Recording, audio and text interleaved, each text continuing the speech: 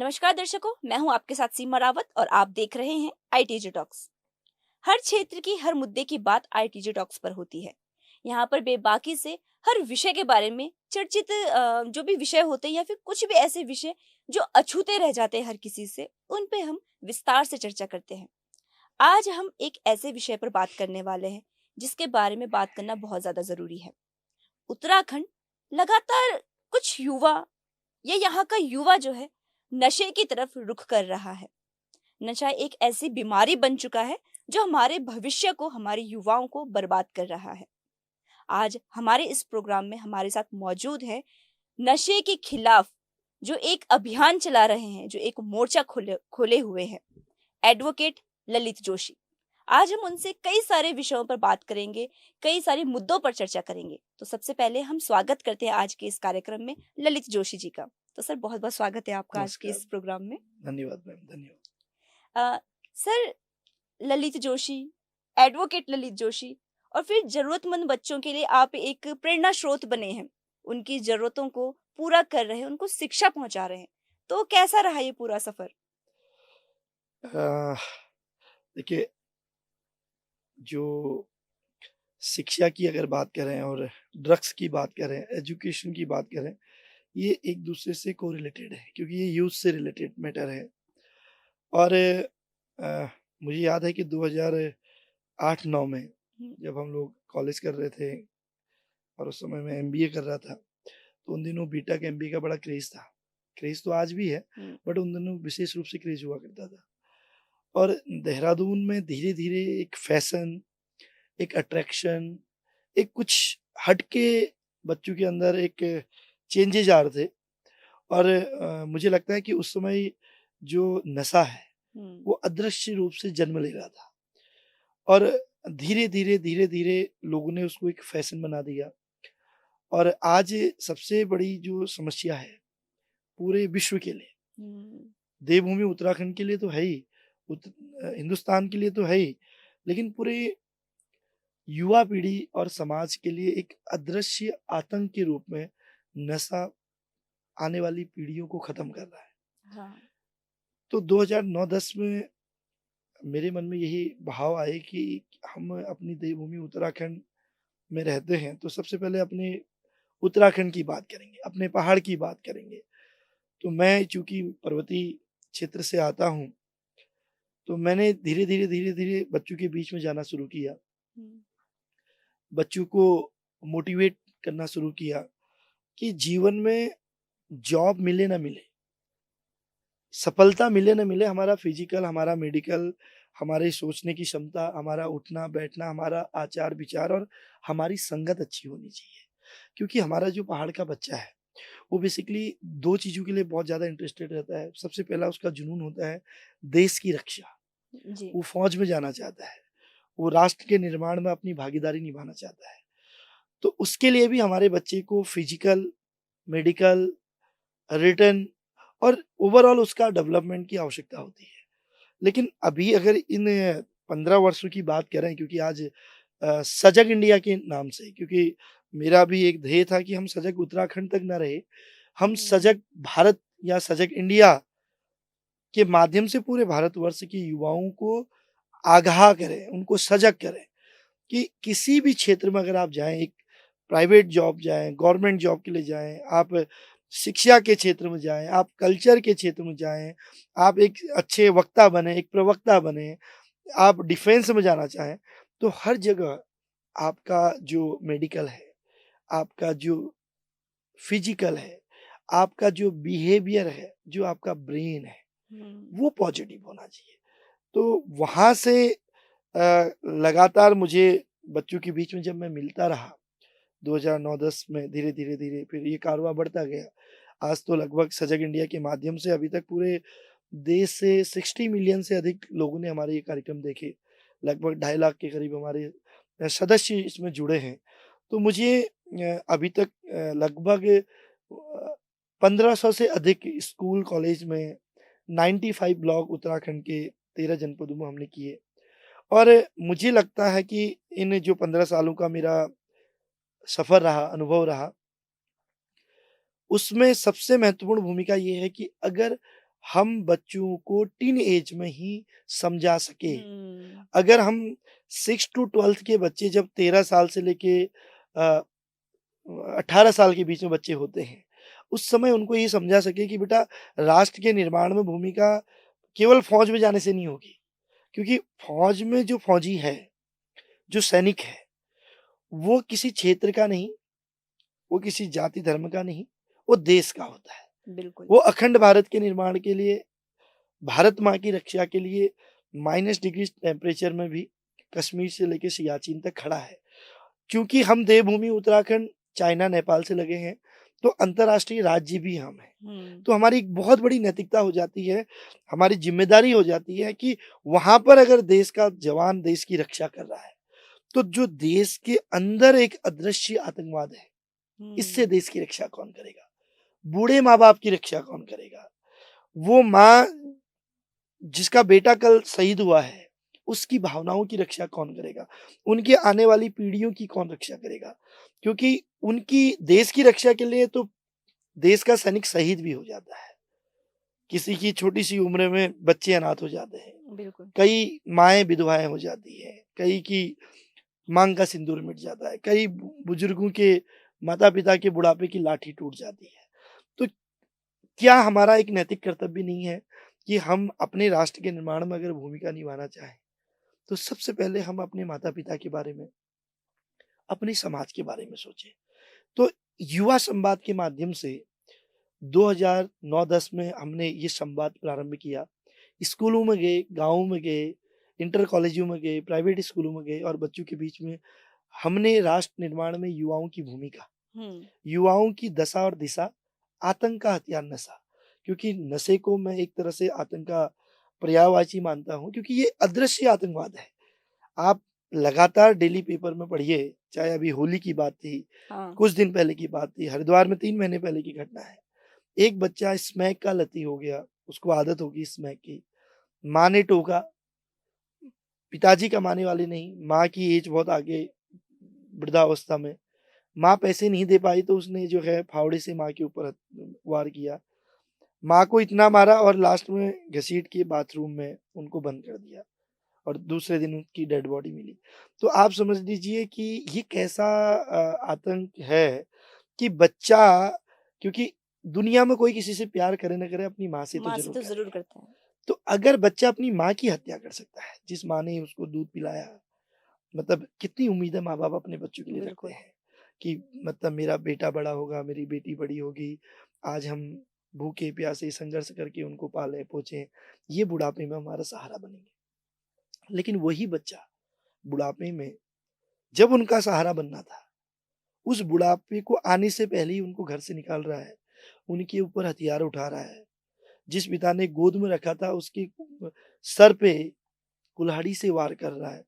तो मुझे लगता है कि अगर सही समय रहते हुए हम, हमारा प्रदेश, हमारा देश, माँ-बाप, गुरुजन, शिक्षक, स्कूल, कॉलेज, समाज अगर जागरूक नहीं हुआ, सजग नहीं हुआ, तो आने वाली बहुत बड़ी आपदा को हम न्योता दे रहे हैं। और मुझे लगता है कि अगर हम बच्चों को ये बातें समझाएँ कि हम अपने आने वाली पीढ़ी को बचा सकते हैं, हम समाज को बचा सकते हैं, बशर्ते बच्चा अपने को बचा ले। एक परिवार का बच्चा केवल अपनी ज़िम्मेदारी ले कि मैं व्यसन नहीं करूँगा, कितनी टेंशन हो जाए, कितनी मुसीबत आ जाए, कितनी खुशी मिल जाए, कितनी दोस्ती बढ़ जाए, अच्छे हो या बुरे, मैं गलत नहीं करूँगा। तो मुझे लगता है कि वो जो विल पावर होगी बच्चों के अंदर, और वो माँ के प्रति अगर बच्चे के अंदर एक दर्द होगा, पिता के प्रति एक समर्पण होगा, परिवार के बारे में सोच होगी कि यार हमारा परिवार कैसे आगे बढ़ेगा। हमारे पिताजी फ़ौज में हैं, कोई प्राइवेट में है, कोई लेबरी कर रहा है और सबके सपने अपने बच्चों पे होते हैं। देश युवाओं पे टिका है, बच्चों पे टिका है और अगर युवा पीढ़ी बर्बाद हो जाएगी, तो हम कैसे अपने देश को बचाएँगे? तो इन बातों को लेके जब मैं बच्चों के बीच में गया, तो क्योंकि लगातार 15 वर्षों से जाना, बिना किसी के अगर सपोर्ट की बात करें, तो इन 15 वर्षों में हम लोगों ने अपने व्यक्तिगत संसाधनों से सारे अभी तक कार्यक्रम चलाए हैं। तो ये एक सेल्फ मोटिवेशन ही है कि आज लाखों बच्चों के बीच में गए हैं। लाखों बच्चों के व्हाट्सएप, सोशल मीडिया, इंस्टा में मैसेज आते हैं कि सर 12 वर्ष पहले मिले थे, मैं तब 6 में था, 8th में था, आज मैंने नीट एग्ज़ाम निकाल लिया, मैं डॉक्टर हूँ, कोई बोलता मैं आर्मी में हूँ, कोई फॉरेन में है। तो अच्छा लगता है कि नहीं सर उस समय आपकी वो बात अच्छी लगी थी। तो मुझे लगता है कि अगर आपकी प्रयास से एक परिवार बच जाए, एक बच्चा बच जाए तो बहुत बड़ी बात है। और एक हमारे बहुत ही कोई मित्र थे, प्रिय मित्र, तो जनरली ये बातें आती भी है कि यार कुछ नहीं होता है, देखो नशा तो लगातार बढ़ ही रहा है, क्या सुधार होगा इसमें और क्या हो जाएगा आपके प्रयास करने से? कई बार लोग ऐसे भी बोलते हैं। डिमोटिवेट करने वाले। हाँ, मतलब आलोचना, समालोचना कि भाई हम्म। कुछ नहीं है, ये तुम कितना ही कर लो, कुछ नहीं होने। और ये बातें मैंने बड़े-बड़े लोगों के मुँह से, चाहे वो अधिकारी हो, राजनेता हो या बड़े-बड़े शिक्षाविद के मुँह से भी सुना है कि वो बोलते हैं कुछ नहीं होता है। तो वो निराशा जो कुछ नहीं होता है ना, वो प्रयास करने वालों को तोड़ता है। बिल्कुल। तो मैंने उनको एक कहानी बताई। एक बार क्या होता है कि समुद्र में बहुत लहरें आती हैं, तूफ़ान, लहरें और पूरा कुछ गोल्डन फिश मतलब लाखों की तादाद में रेते में आ जाती है और वो तड़पने लगती है। तो कुछ लोग वहाँ पर घूम रहे होते हैं और एक व्यक्ति कोशिश करता है कि मैं उन फिशों को वहाँ डालूँ। तो जो पीछे लोग घूम रहे होते हैं वो कहते हैं भई तुम बेवकूफ़ हो। इन मछलियों को दोबारा डालने से तुम इनको बचा नहीं पाओगे, ये तो लाख हुए, कैसे बचाओगे? तो वो व्यक्ति एक मछली को उठाता है और जो है नदी में डाल देता है, समुद्र में डाल देता है और समुद्र में वो तैरने लगती है, गोल्डन फिश। तो वो कहता है देखो, मेरे प्रयास से अगर एक की ज़िंदगी भी बच गई, तो मैं ये प्रयास तब तक करते रहूँगा, जब तक मेरे अंदर हौसला है, जब तक मैं कर सकता हूँ। काश अगर तुम थोड़ा सहयोग कर दो, तो ये जो एक मछली बची थी या जो मैं 100 बचा पाऊँगा, ये मैं 5,500 बचा सकता हूँ। तो वही मेरा भी प्रयास है कि हमारे प्रयास से कितना बदलाव आएगा, ये तो नहीं पता है। लेकिन मुझे इतना तो पता है कि हम 1% को भी अगर बचा लें, एक घर को भी बचा लें, तो ये राष्ट्र के निर्माण में एक बहुत अहम भूमिका होगी। बहुत सही बात है सर। और ये तो हमेशा होता है कि जब हम कुछ अच्छा काम करने निकलते हैं तो अच्छा बोलने वाले भी साथ होते हैं और टांग खींच के पीछे खींचने वाले भी बहुत सारे होते हैं। और ये हमारा हौसला होता है, हमारी इच्छा शक्ति होती है कि हम कितना अपनी बात पे टिके हुए हैं, अपने काम पे टिके हुए हैं। इसी के साथ सर मैं एक चीज़ और पूछना चाहूँगी कि आपने जो एजुकेशन को लेकर अपना प्रोग्राम स्टार्ट किया था और अभी आपके कॉलेजेस भी हैं, कई कोर्स आप करवाते हैं। तो इसके बारे में कुछ बताइए कि आपके कॉलेज कहाँ-कहाँ पर हैं और कौन-कौन से कोर्स आप करवाते हैं? देखिए ये जो मिशन एजुकेशन की आप बात कर रहे हैं, सुपर 300 की बात कर रहे हैं, तो क्योंकि जब मैं पहाड़ों में जाता था बच्चों को मोटिवेट करने के लिए, तो मुझे बहुत सारे बच्चों के फ़ोन आते थे हुँ, कि सर हम नशा नहीं करते, हम आपसे बहुत प्रभावित हैं, लेकिन हमारी घर की कंडीशन अच्छी नहीं है कि हम कोई अच्छा कोर्स कर सकें, हम हुँ, पढ़ाई कर सकें। ये 2008-9 की बात है, तो तब मेरा कोई कॉलेज भी नहीं थे। तो उस समय मेरी मजबूरी ये थी कि मेरे पास कोई संसाधन ऐसा था नहीं। बट जब मैं खुद एमबीए करके 2009, 10, 11, 12 तक कई कंट्री में गया, तो मुझे एक चीज़ देखा कि हमारा उत्तराखंड का बच्चा फ़ौज और होटल, हुँ, पहली प्रायोरिटी रहती है उसकी फ़ौज, दूसरी रहती है होटल। होटल। तो क्योंकि फ़ौज में भी खाना-पीना रहना मिलता है, होटल में भी खाना-पीना रहना मिलता है और जो सैलरी मिली वो बचत होती है। हुँ, तो फ़ौज के लिए तो बच्चा खुद फिज़िकल और ये सारी चीज़ें क करता है, उसके लिए हम उसको मोटिवेट करते हैं। तो मैंने उस समय बहुत सारे होटल्स से इंडिया के बाहर और जो इंडिया में हैं, उनसे बात की कि यार मैंने कहा मैं ऐसे-ऐसे हाई स्कूल इंटर पास बच्चे को मोटिवेट करता हूँ। हमारे पहाड़ के, हमारे उत्तराखंड के बहुत सारे बच्चे हैं, जो आगे बढ़ना चाहते हैं, हुँ, लेकिन उनके पास पैसे नहीं है पढ़ने के लिए। तो उन्होंने कहा जोशी जी आप कुछ टाइम उनको कुछ 3 महीने 6 महीने का स्किल प्रोग्राम कराइए। अगर वो नशा नहीं करते हैं, डिसिप्लिन है, किसी काम को छोटा-बड़ा नहीं समझते हैं, तो उन बच्चों को हम प्लेटफ़ॉर्म देंगे। तो इस तरह से ये भाव कि जिन बच्चों को मैं मोटिवेट कर रहा हूँ, उनको मैं एजुकेट भी करूँ। 2012-13 से एक छोटा-सा स्टार्टअप हमने किया और वो पौधा बनते-बनते आज 3 हमारे ग्रुप ऑफ कॉलेजेस हैं। एक डिफेंस का है जिसमें हम डिफेंस के बच्चों की तैयारी कराते हैं, जहाँ पर एनडीए, सीडीएस, आर्मी की तैयारी होती है। Paramedical, BBA, BCA, BSc IT, computer science, hotel management, nursing management, social work, mass com, BCom honours, BA, BCom, BSc, लगभग आज की टाइम पे 25 से भी ज़्यादा कोर्सेज हैं। तो मैं जैसे-जैसे बढ़ता गया, मैंने बच्चों को भी बढ़ाना शुरू किया, क्योंकि संसाधन स्वयं थे, तो जो अच्छे परिवार के बच्चे थे वो फीस देते थे। जो गरीब घर के अनाथ, शहीद, उसमें हमने कैटेगरी भी बनाई। राज्य आंदोलनकारी के बच्चे, लोक कलाकारों के बच्चे, साहित्यकारों के बच्चे, पत्रकारों के बच्चे, किसी भी डिफेंस या फौज पुलिस में जो अर्धसैनिक, कोई शहीद परिवार का बच्चा, हाँ। केदारनाथ आपदा के बहुत सारे बच्चों को हमने पढ़ाया। धारचूला कपकोट में आपदा आई, वहाँ के बच्चों को पढ़ाया। जोशीमठ आपदा के बच्चों को अभी गोद लिया है। तो जिस धीरे-धीरे जब बढ़ते गए, तो उस समय अगर मेरे पास 50 बच्चे होते थे, तो मैं 15 बच्चे गरीब बच्चों को पढ़ाता था। 45 वाल फीस देने वाले होते थे, 15 वो थे जिनका कुछ नहीं था।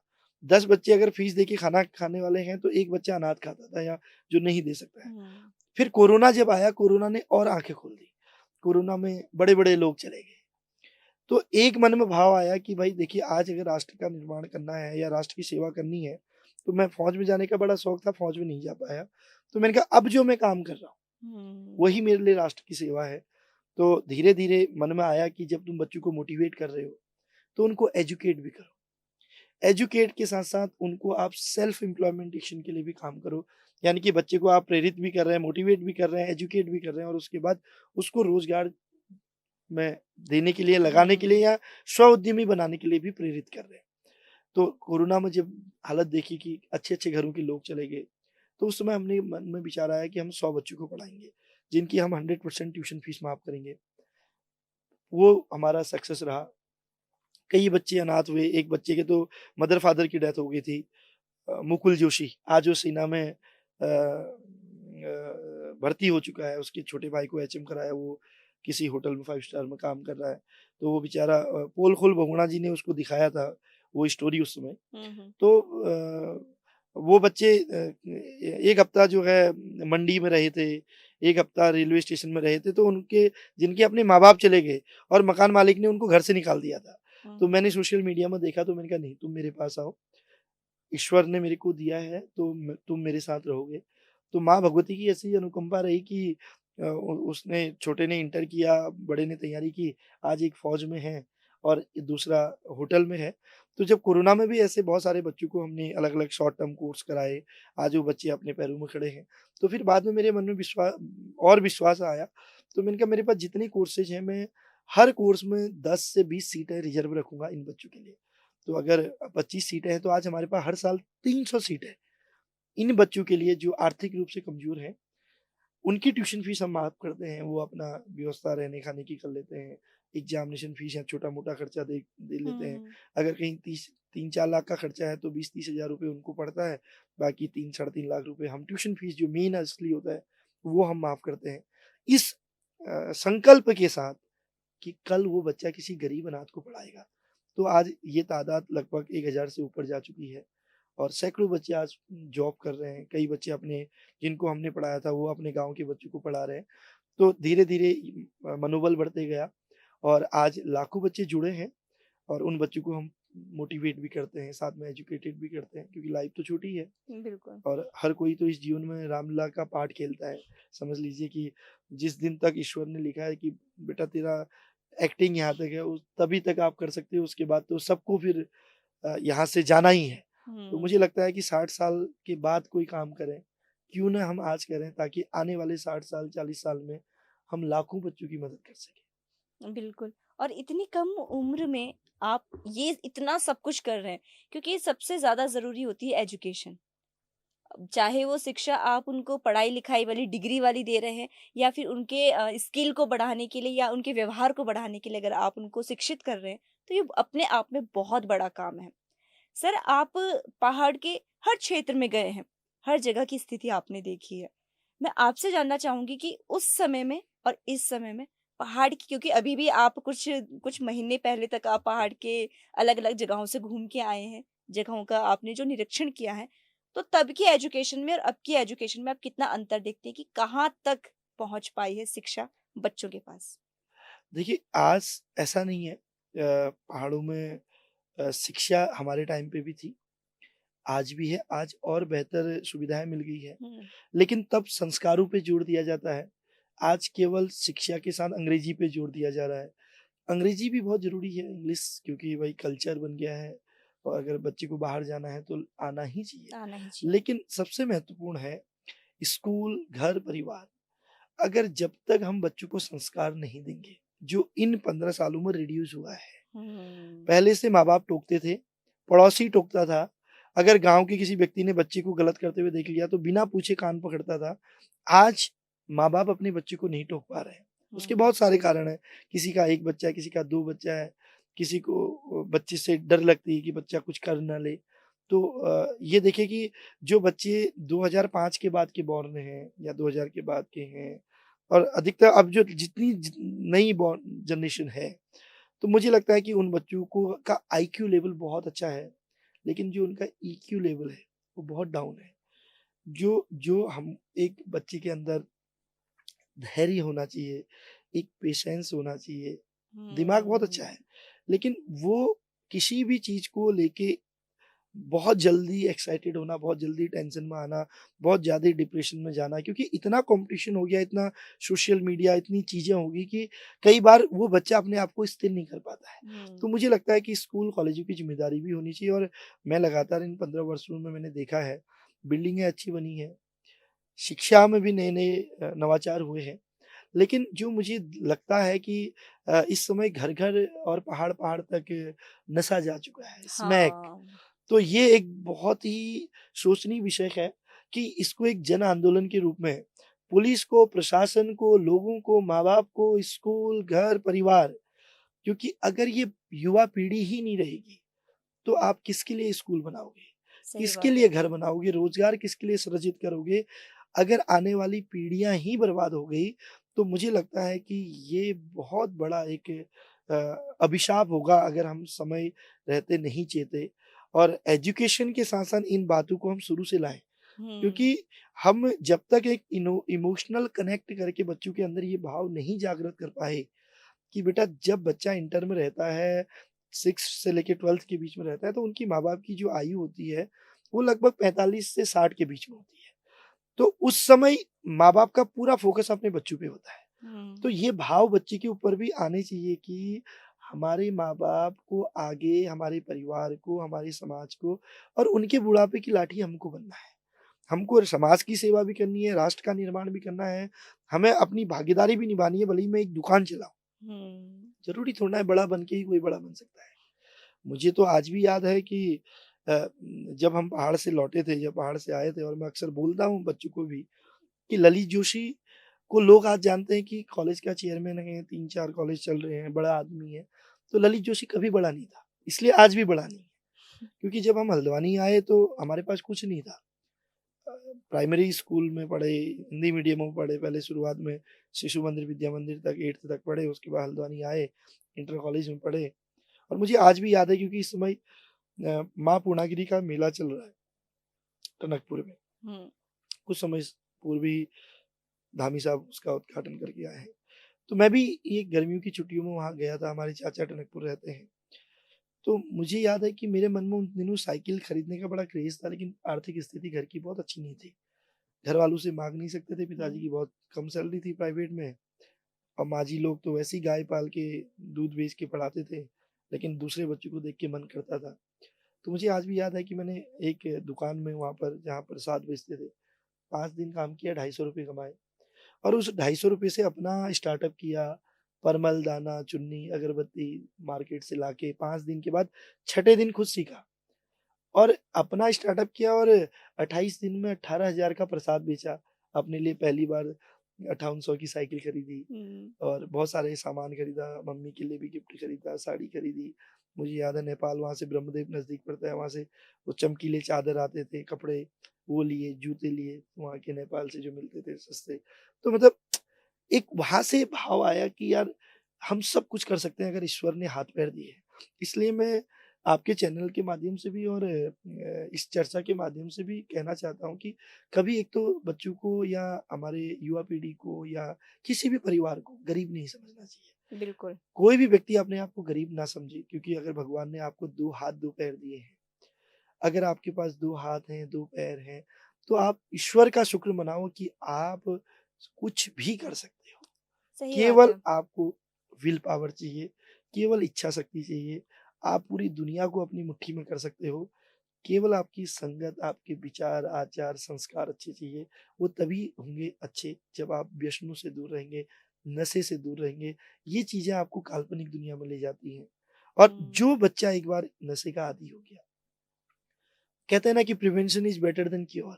हुँ, कि आप रिहैबिलिटेशन सेंटर खोल दो, नशे वाले बच्चों को आप सुधारने की बात करो, वो 1% हो सकता है, वो भी बच्चे की विल पावर पे डिपेंड करता है। कल हुँ, मैं देख रहा था कि लोकसभा या राज्यसभा में आदरणीय हमारे देश के गृह मंत्री जी, अमित शाह जी चर्चा कर रहे थे कि ये बहुत बड़ा आतंक का इस समय हथियार बनते हुए जा रहा है। पूरी युवा पीढ़ी बर्बाद हो रही है, तो पूरे देश के को आह्वान कर रहे थे। प्रधानमंत्री जी बार-बार बोल चुके हैं, हमारे गवर्नर साहब राज्यपाल महोदय बार-बार बोल चुके हैं। मुख्यमंत्री जी का सपना है कि हम 2025 तक नशा मुक्त उत्तराखंड बनाएँ।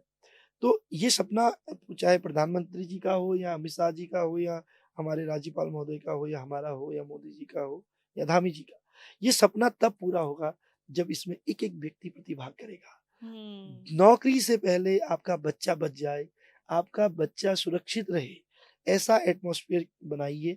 अगर कोई गलत कर रहा है, कोई बेच रहा है, बहुत सारी पुलिस के नंबर हैं, बहुत सारी चीज़ें हैं, आपको विरोध करना पड़ेगा, दृश्य रूप से भी, अदृश्य रूप से भी, क्योंकि हमें अपने देश को बचाना है। देश तब बचेगा जब हमारी युवा पीढ़ी बचेगी। तो मुझे लगता है कि अगर हम लोग नहीं जागे, हुँ। तो फिर बहुत लेट हो जाएगा। जिस तरह से लगातार ड्रग्स का आतंक पूरे पहाड़ों में, पूरे देश में फैल रहा है। और एक बात और मैं ऐड करना चाहूँगा कि आप अगर सर्वे पढ़ेंगे, इंटेलिजेंस की रिपोर्ट पढ़ेंगे, तो सबसे ज़्यादा जो पैसा आतंकवादियों को जाता है, वो ड्रग्स से जाता है। ड्रग्स से जाता है। और ये जो सूखा नशा है, इसमें कोकीन और आपके दूसरे जो ड्राई ड्रग्स हैं, सूंघने वाले नशे हैं, कैप्सूल हैं, इंजेक्शन हैं, ये आपके ब्रेन को और बिहेवियर को खत्म कर देते हैं, जिसका परिणाम आज आप डेली अखबारों में देखते होंगे हुँ, कि भाई ने भाई को मार दिया, किसी बच्चे ने माँ को मार दिया, पिता को मार दिया। और किसी भी अपराध की जड़, किसी भी क्राइम की जड़ वो नशा है। नशा है। अगर व्यक्ति नशा नहीं करेगा तो उसके अंदर शालीनता होगी, दया होगी, करुणा होगी, इंसानियत होगी, शर्म होगी। हुँ, और ये चीज़ें उसको सब खत्म कर देती है। वो उसकी मजबूरी बन जाती है, चाहे वो किसी भी कारण से हो, चाहे वो टेंशन से हो, चाहे वो कॉम्पिटिशन से हो, इतना कॉम्पिटिटिव टाइम हो गया है, चाहे वो किसी चीज़ में फेलियर हो जाता है, कोई किसी के साथ अट्रैक्शन में जुड़ गया, कोई उसको छोड़ के चले गया, वो डिप्रेशन में चले जाता है। तो बच्चे का टारगेट हमेशा अपना परिवार होना चाहिए, माँ-बाप होने चाहिए। अगर माँ-बाप बच्चे का टारगेट है कि मेरे माता-पिता से बढ़ के, मेरे परिवार से बढ़ के कुछ नहीं है, तो मैं समझता हूँ यही राष्ट्र की सेवा है। ये कुछ बातें इसमें आई हैं सर कि डिप्रेशन का जो आपने एक पॉइंट रखा है, ये बहुत ज़्यादा हो गया है कि आजकल हम देख रहे हैं कि वो कहते हैं ना कि अगर कोई किसी रिलेशन में है, जी ब्रेकअप हो गया, नशा की तरफ बच्चा चला गया। जी कहीं पे फेल हो गया तो नशा की तरफ चला गया। मतलब नशे को एक वो मान लिया गया है कि नहीं, कुछ भी हो तो दवा वो ही है, नशा ही है। दूसरी बात, उत्तराखंड एक ऐसा राज्य है जहाँ पर नशे के खिलाफ टिंचरी माई जो थी, उन्होंने एक बड़ा जन आंदोलन किया था। और आज अगर हम रिपोर्ट पढ़ते हैं तो नए साल के दिन उत्तराखंड एक ऐसा राज्य बना जिसने सबसे ज्यादा शराब पी ली, सबसे ज्यादा नशा किया। तो किस दिशा में देखते हैं आप ये सब? देखिए, ये तो सरकारों को, समाज को, पुलिस प्रशासन को सबको सोचना चाहिए कि हम राजस्व हो या जो भी हम लोग पॉलिसीज़ लाते हैं, वो हमारी उसका इम्पैक्ट हमारी युवा पीढ़ी पे, हमारे समाज पे, हमारे देश पे क्या होगा। जी। एक तरफ तो हम विकसित राष्ट्र की ओर बढ़ रहे हैं। विकसित तो राष्ट्र तब होगा ना, जब हमारी युवा पीढ़ी बचेगी। हुँ। और मैं कह रहा हूँ ना कि जो मुझे लगता है, क्योंकि मेरे अपने व्यक्तिगत मेरी अपनी थिंकिंग हो सकती है, क्योंकि मैं इस पे काम कर रहा हूँ, अलग-अलग लोगों के अलग विचार हो हुँ, सकते हैं हुँ, हुँ। और बहुत सारे लोग हमारे विचारों से सहमत भी ना हों। लेकिन जो मुझे लगता है कि हम दूसरों पे उँगलियाँ उठाने के बजाय अपना काम करें और हर व्यक्ति अपने बच्चों पे ध्यान दे, हर परिवार, क्योंकि देखिए एक परिवार में 2 बच्चे हैं, किसी के 3 हैं, किसी का 1 ही है, अब तो बहुत कम है। तो अगर माँ-बाप भले ही 2 पैसा कम कमाएँ, लेकिन अपने बच्चों पे ध्यान दें। देखिए मेरे घर के सामने अगर शराब की दुकान खुली है या कहीं बगल में खुली है, तो अगर मैं नहीं पीता, अगर मेरे मन है कि मैं सिगरेट नहीं पीऊँगा, अगर मैंने संकल्प ले लिया कि मुझे ऐसी संगत में नहीं जाना जहाँ स्मोक, कोकीन, बच्चे धीरे-धीरे क्लबों में और पार्टियों में जाके वो बाहरी सभ्यता से प्रोत्साहित होके गलत जगह जा रहे हैं, तो वो बच्चे को कोई हाथ पकड़ के नहीं लेके जाएगा। हमको आज के टाइम पे हम ना पुलिस पे लांछन लगा सकते हैं, ना सरकारों पे।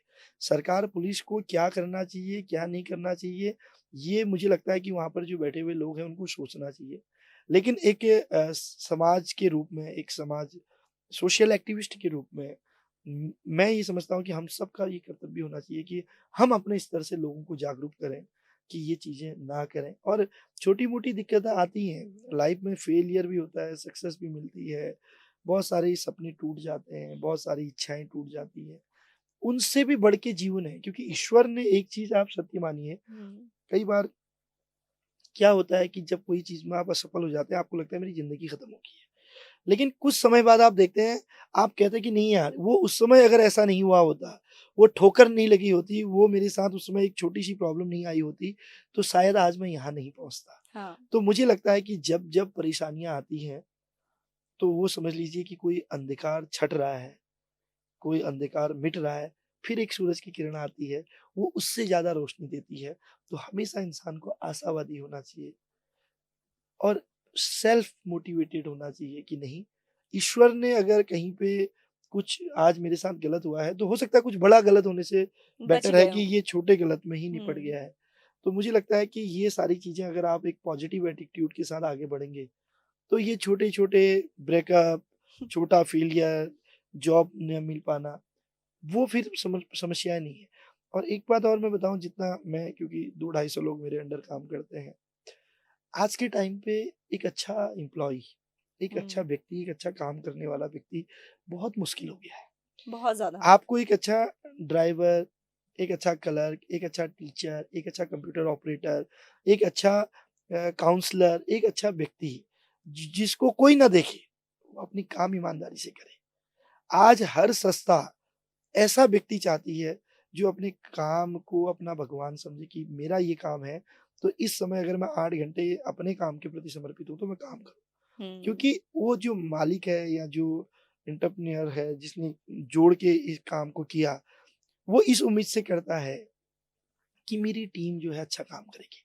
लेकिन सोशल मीडिया के टाइम पे, इस रील्स की लाइफ के टाइम पे, जो 7 घंटे हैं, उन 7 घंटे में 5 घंटे तो लोग सोशल साइट पे रहते हैं, स्क्रॉल करने में निकाल स्क्रॉल रहे करने हैं। में रहते हैं। तो मुझे लगता है कि काम चाहे सब्जी बेचने का हो, ठेली लगाने का हो, चाय बेचने का हो, कॉलेज में पढ़ाने का हो, कहीं भी कोई भी काम छोटा-बड़ा नहीं होता है।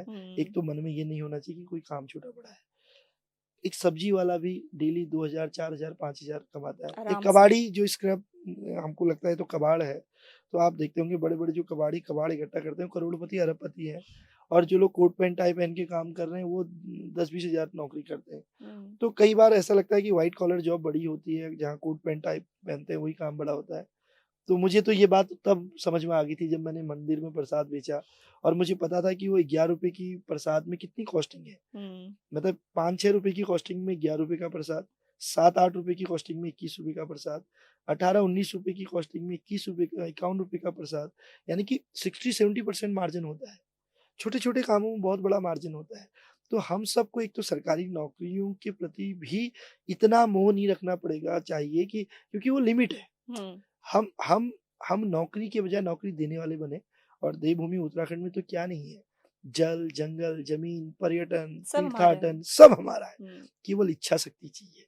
लोगों को बुलाने की इच्छा शक्ति चाहिए। जिस दिन बाहर के देश के लोग, राज्यों के लोग यहाँ आएँगे और उनको एक अतिथि देवो वाले सत्कार मिलेंगे, तो ये देवभूमि उत्तराखंड का, चाहे धारचूला हो, चाहे चंपावत हो, चाहे पिथौरागढ़ हो, बागेश्वर हो, नैनीताल हो, उधम सिंह नगर हो या टिहरी, चमोली, पौड़ी, हरसिल से लेके बूढ़ा केदार तक, चाहे ग्वालदम से लेके पांडुकेश्वर तक, ये तो तपोभूमि है, वीरों की भूमि है, सैनिकों की भूमि है। तो मुझे लगता है कि ऐसी पवित्र भूमि में हमने जन्म लिया है, तो यहाँ पर कोई गरीब कैसे रह सकता है? बिल्कुल। जहाँ हम खुद पर्यटन यहाँ पर इतना ज़्यादा है, हम लोगों को काम दे रहे हैं। अगर ऐसे में हमारी ही इच्छा शक्ति ये हो जाएगी कि नहीं, जैसे ये चीज़ ना मैंने हिमाचल में बहुत ज़्यादा देखी है, कि अगर वो होटल भी बना रहे हैं ना, तो उस होटल में बर्तन भी खुद माँज रहे हैं। तो अगर हम किसी काम को छोटा या बड़ा ना समझें, तो शायद शायद क्या, ये बिल्कुल इस विश्वास के साथ मैं कह सकती हूँ कि कोई भी व्यक्ति ये नहीं कह सकता कि हम गरीब हैं। और सर एक सवाल मैं ये करना चाहूँगी, आपने जैसे बताया कि नशे के खिलाफ काफ़ी सारे जो है मोर्चे खोले जाते हैं और केंद्र भी खुलते हैं, नशा मुक्ति केंद्र की अगर हम बात करें। लेकिन बहुत सारे नशा मुक्ति केंद्र खुलते तो हैं, उसी स्पीड से बंद भी हो जाते हैं। तो इन सब चीज़ों को किस तरीके से लेते हैं? और दूसरी बात ये कि अगर हम लगन के साथ किसी के लिए काम कर रहे हैं, जैसे आप इतने टाइम से काम कर रहे हैं नशे के खिलाफ में, तो आपने अपनी इच्छा शक्ति को नहीं टूटने दिया। लेकिन बहुत सारे केंद्र खुलते हैं और बंद हो जाते हैं। तो इस विषय में क्या कहना है आपका?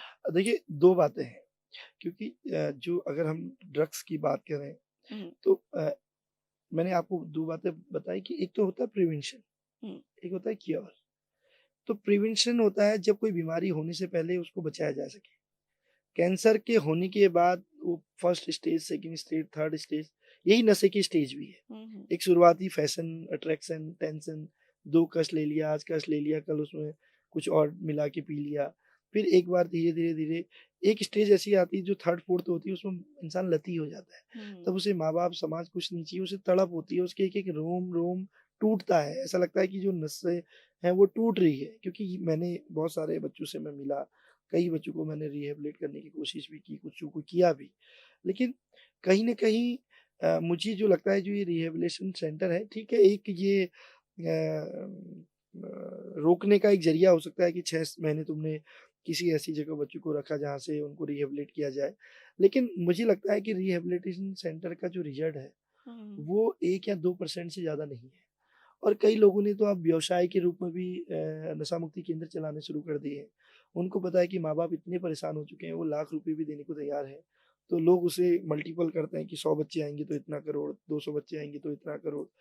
तो कई बार आपने देखा होगा नशा मुक्ति केंद्रों में बच्चों की हत्याएँ, डेथ हो जाती है। हाँ, तो proper counsellor, proper psychologist, proper doctor, proper diet न होने के कारण और कई बार हम उनको बच्चों को टॉर्चर भी करते हैं। क्योंकि ये जो ड्रग्स का सब्जेक्ट है, ये आप टॉर्चर करके नहीं कर सकते। ज़बरदस्ती किसी को बंधक बना के आप नशा नहीं छुड़वा सकते हो। बिल्कुल। मैंने कहा ना, एडिक्टेड व्यक्ति को तो विल पावर और मोटिवेशन के माध्यम से ही रोका जा सकता है। लेकिन अगर रोकना ही है, तो वो बच्चा कल गलत संगत में जा सकता है, आज उसको सजग कीजिए।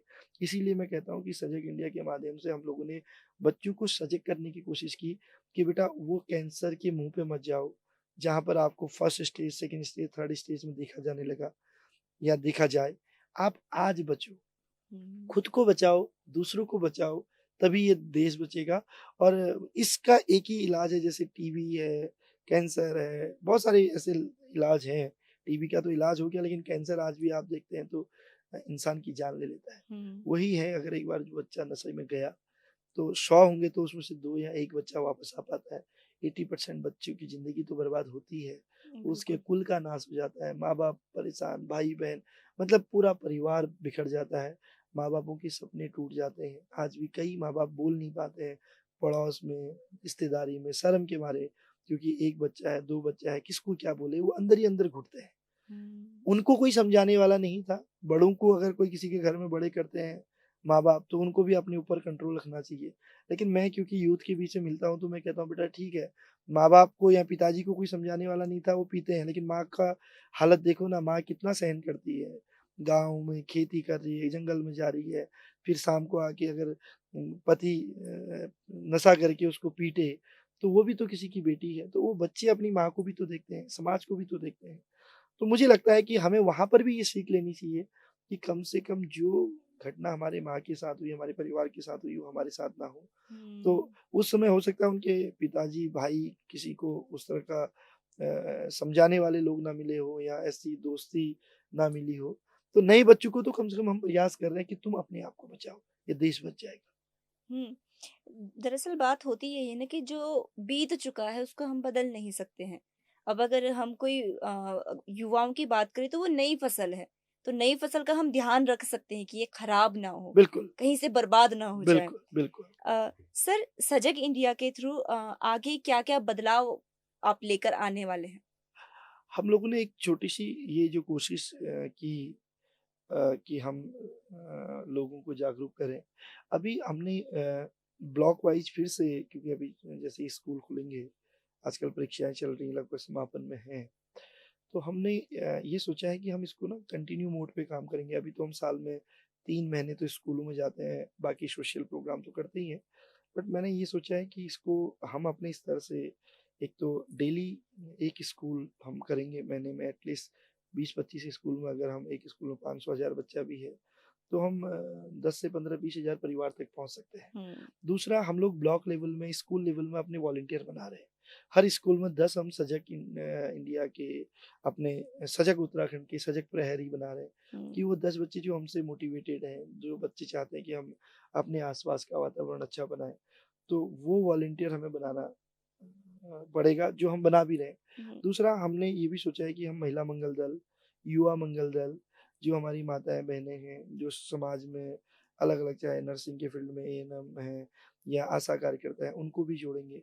कुछ आर्मी के जो सैनिक हैं, जो रिटायर्ड हो चुके हैं, जो चिंतक हैं, जो सामाजिक हुँ। जन सरोकारों से जुड़े हुए हैं, उन लोगों को जोड़ेंगे, क्योंकि कहीं न कहीं एक जन आंदोलन का रूप देना पड़ेगा, ताकि दुकान में बेचने वाले को भी शर्म आए कि यार, किसी की ज़िंदगी में 2 पैसे के लिए किसी के घर को क्यों बर्बाद करूँ? सही बात किसी है। के दिए को क्यों बुझाऊँ? किसी के जलते हुए चूल्हे को क्यों ख़त्म करूँ? तो अभी हम लोगों ने ये प्लान किया है, और भारत सरकार भी इस पे काम कर रही है, राज्य सरकार भी काम कर रही है, तो कहीं न कहीं पुलिस और प्रशासन के साथ ही मिलके हम एक अच्छे लेवल में कोऑर्डिनेशन बना सकें, कि जो लोग सप्लायर हैं, जो ड्रग्स बेचते हैं, क्योंकि हम लोग डायरेक्ट उनसे फाइट नहीं कर सकते हैं, हुँ, क्योंकि हुँ, उनका एक हुँ। बड़ा गिरोह है। तो उनको उनको रोकने का काम पुलिस करे, और लोगों को जागरूक करने का काम हम सजग इंडिया के माध्यम से करेंगे, और जल्द ही हम देवभूमि उत्तराखंड, इसी देहरादून से इसको फिर से एक बड़े आंदोलन के रूप में अनवरत इस कार्यक्रम को चलाएँगे। और मुझे पूरी उम्मीद है, क्योंकि अभी बीच में एक बच्चे का मैसेज आया था कि सर, मैं अभी दुबई में हूँ, और 2011 में आपसे मुलाकात हुई थी। बहुत अच्छा लगता है, मैं आपको सोशल मीडिया में फ़ॉलो करता हूँ। तब आप आए थे, आपकी एक छोटी-सी बात मुझे आज भी याद है। तो मैंने वो स्क्रीनशॉट व्हाट्सएप में डाला, तो उसके बाद मुझे लगभग 500 बच्चों के स्टेटस जिन्होंने देखा, या फ़ेसबुक में मैसेज आए कि सर, मैंने टिहरी देखा, सर मैंने बूढ़ा केदार देखा, सर मैंने पांडुकेश्वर देखा, सर मैंने चमियाला देखा, सर मैंने कंडी शॉन में देखा, सर मैंने हरसिल में देखा, सर मैंने हुँ। वहाँ देखा, सर मतलब अपनी पुरानी बातें। तो मुझे लगा, नहीं, परिवर्तन तो है। हाँ। अगर एक स्कूल में आप 1000 बच्चों के बीच में गए, 10 बच्चा भी आपसे प्रेरित हुआ, तो वो 10 घर, पता नहीं वो बच्चे कितने घरों को बर्बाद होने से बचाएँगे। बचा रहे हैं, हाँ। तो उस एक इच्छा शक्ति, एक मोटिवेशन तो मिलता है। वो एक ऊर्जा मिलती है कि नहीं यार, अपने लिए तो कर ही रहे हैं। ईश्वर की कृपा से, उस महापूर्णागिरी की कृपा से यहाँ तक पहुँचे हैं, क्योंकि इंसान की अपनी खुद की कोई औकात नहीं होती है। हुँ। औकात तो ऊपर वाले की है। मालिक तो वही है ना, लोग कहते हैं तुम इसके मालिक हो, कॉलेज के मालिक हो। तो मेरे मन में तो ये भाव है कि मालिक कोई नहीं होता है, मालिक ऊपर वाला होता है। जिसने इतना उसने तो काबिल बनाया है। हमको बैठाया है कि बेटा, तेरे को, क्योंकि जीवन में इंसान जब जन्म लेता है, तो कुछ न कुछ ईश्वर उससे कुछ न कुछ करवाना चाहता है। तो मुझे लगता है कि ईश्वर ने मेरे को बोला हो कि नहीं, तुम इस काम को करो, और इसमें और भी लाखों लोग जुड़ेंगे, और बच्चे जुड़ेंगे, ताकि किसी का घर का दिया ना बुझे, किसी हुँ। के माँ-बाप के बुढ़ापे की लाठी ना टूटे, किसी की माँ के माँग का सिंदूर ना मिटे, कोई बच्चा अनाथ ना हो। मुझे उस चीज़ का रहता है कि नहीं, हमको इसको रोकना ही पड़ेगा, इस नशे के आतंक को अपनी देवभूमि उत्तराखंड से ही नहीं, पूरे हिंदुस्तान से रोकना पड़ेगा। हाँ, और नशा जो धीरे-धीरे एक वो बीमारी बनती जा रही है ना, जो धीरे-धीरे इंसान को ख़त्म कर दे रही है। तो उसके लिए तो कुछ लोगों को आगे आना ही होगा, सबको सजग करने के लिए, क्योंकि तभी जब कुछ लोग आगे आएँगे, उसके बाद ही ये एक जन आंदोलन बनेगा और उस स्तर पे जाएगा कि हर कोई इस आंदोलन से जुड़ेगा और इस चीज़ को ख़त्म करने के लिए आगे आएगा। सर, हमारे युवाओं के लिए आपका क्या संदेश है इस चैनल के माध्यम से? अ, मैं यही कहना चाहता हूँ सारे अपने उत्तराखंड के जितने भी हमारे युवा साथी इस चैनल को देख रहे हैं, कि हम सब लोग अपने पे विश्वास करें। ईश्वर ने हर व्यक्ति को कोई न कोई कला, कोई न कोई शक्ति, कोई न कोई अदृश्य ताकत दी होती है, उसको पहचानें और उस ताकत को उस ओर लगाएँ जहाँ समाज का उत्थान हो, जहाँ परिवार का उत्थान हो, जहाँ राष्ट्र का निर्माण हो, जहाँ पर हम गर्व से कह सकें कि हम उत्तराखंडी हैं, हम भारतवासी हैं, हम देवभूमि के लोग हैं, हम वीरभूमि के लोग हैं, ताकि कल जो लोग इस देश की रक्षा में जिन्होंने शहादतें दी, देश की आज़ादी में शहादत दी, राज्य के आंदोलन में शहादतें दी, जो आज भी देश की रक्षा के लिए शहीद होते हैं, कम से कम उनकी आत्मा कहे कि नहीं हमारी आने वाली पीढ़ी सुरक्षित है, उनके माँ-बाप सुरक्षित हैं, उनके बच्चे सुरक्षित हैं। तो अपने आप को व्यसन मुक्त रखिए, अपने आप को फिट रखिए, अपना मनोबल बढ़ाइए और अपने माँ-बाप के लिए जीना सीखिए। देश आपका अपने आप आगे बढ़ जाएगा। जी, सर बहुत शुभकामनाएँ आपको, क्योंकि इस काम के लिए हर कोई आगे नहीं आता है। नशा एक ऐसी चीज़ है जिसके लिए बात करने के लिए लोग अपने घरों में तो बात कर लेंगे कि हाँ, नशा खराब है, नशा खराब है। लेकिन अगर बच्चा कहीं पे नशा करते हुए दिख गया, कोई धुआँ उड़ाते हुए दिख गया, कोई शराब पीते हुए दिख गया, तो उसको जाके रोकने की हिम्मत कोई नहीं करता है। और आप इतनी जागरूकता फैला रहे हैं, सब तक ये बात पहुँचा रहे हैं, तो आपके लिए बहुत-बहुत शुभकामनाएँ कि आप ये काम कर पा रहे हैं और कंटिन्यू कर पा रहे हैं और आगे भी बड़े स्तर पे आप इस काम को करेंगे। धन्यवाद मैम। मैं तो चाहूँगा कि आपके माध्यम से आपने इस महत्वपूर्ण विषय को लेके चर्चा की, तो उसके लिए आपका भी धन्यवाद और हम सब लोग मिलके एक नशा मुक्त समाज, नशा मुक्त उत्तराखंड, नशा मुक्त भारत बनाने के लिए अपने युवाओं को प्रेरित करेंगे और लगातार आपके माध्यम से भी लोगों को संदेश देने का प्रयास करेंगे। बहुत-बहुत धन्यवाद। जी, धन्यवाद सर। नमस्कार। तो दर्शकों, ये थे हमारे साथ ललित जोशी, जिनसे हमने नशे के ऊपर काफी चर्चाएं की। और नशा एक ऐसी बीमारी है जो आपको धीरे धीरे खत्म कर देगा। ये आपको देखना होगा कि आपको नशा चुनना है या अपना सफल जीवन चुनना है। ऐसे ही और विषयों को लेकर हम फिर से मौजूद होंगे। तब तक आप ITG टॉक्स को देखते रहिए और इस वीडियो को ज्यादा से ज्यादा शेयर कीजिए। धन्यवाद।